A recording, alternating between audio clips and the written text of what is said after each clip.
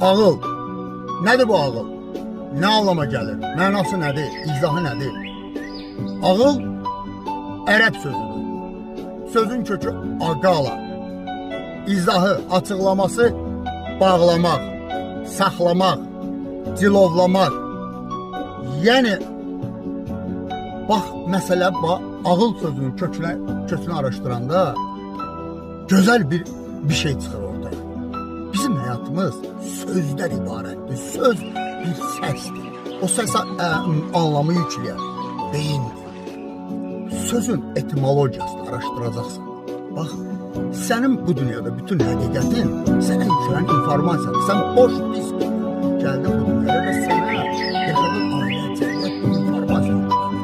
Amma bu informasiya həqiqət ya yox. Bunu sən dərk eləməlisən. Və bunu dərk eləmək üçün ağıl, biz deyirik, ağıl işte, ağıl.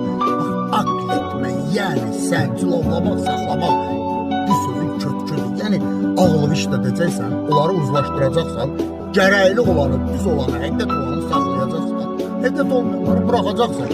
Ağıl, yəni cilovlayacaqsan, hardır? Bax, bunları saxlayacaqsan başında.